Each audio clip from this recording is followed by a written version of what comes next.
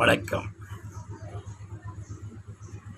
அதிக செல்வம் பணம் இருந்தும் தன் உழைப்பில் வந்ததில்தான் உணவாக சாப்பிடுவேன் என்று வாழ்ந்து கொண்டிருக்கும் ஆன்மாவும் உண்டு.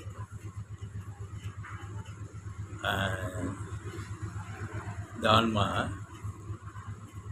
சென்னையில் வசிக்கக்கூடிய ஆன்மா. தன்னுடைய ஆஸ்தியும் உண்டு, முன்னோர்களுடைய ஆஸ்தியும் உண்டு. முன்னோர்களுக்கு தாயதந்தரை கொடுக்கப்பட்ட பங்கில் வந்த தொகையும் உண்டு. அது வங்கி கணக்கில் கிடந்தாலும் அந்த வட்டியிலிருந்து சாப்பிடாத இந்த ஆன்மா தனது உழைப்பில்தான் சாப்பிடுவேன் என்று உழைத்து சாப்பிடுகிறது. இப்படி நிலை உள்ள ஆன்மாவும் உண்டு.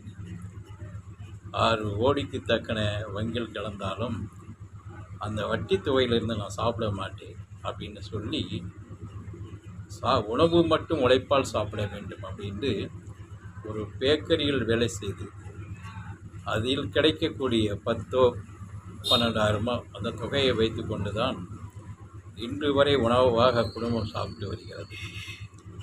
இது அவனுடைய அந்த ஆன்மாவின் கூற்று.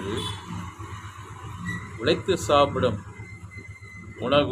உணவுதான் நம்மளுக்கு உடம்பில் ஒட்டும் என்கிறார் அப்படின்னு அந்த ஆன்மா எண்ணுகிறது. உழைப்பில் சாப்பிடக்கூடியது தான் நம்மளுடைய உடம்புக்கு நல்லது, மனதுக்கு நல்லது. பிறர் உழைப்பிலோயோ மற்ற நிலையில் வரக்கூடிய செல்வத்தை வைத்து கொண்டு சாப்பிடுவது உணவு சாப்பிட வேண்டியது. அது உணவுக்கு அந்த உழைப்பில் அந்த வருமானத்தில் சாப்பிட அந்த மனது மறுக்கிறது. அப்படியும் ஒரு ஆன்மா வசிக்கிறது, வாழ்ந்து கொண்டிருக்கிறது. இதுவும் நல்லாத்தான் இருக்கிறது.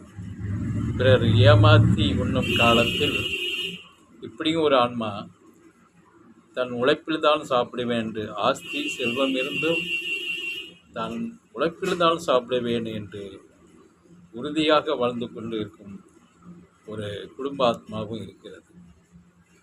அவர்கள் நல்ல ஒரு பரமாத்மாவாக, பேரின்ப ஆத்மாவாக ஜொலிக்கட்டும், பிறருக்கும் ஈயட்டும். செல்வம் இருந்தால் பிறருக்கு ஈயணும்,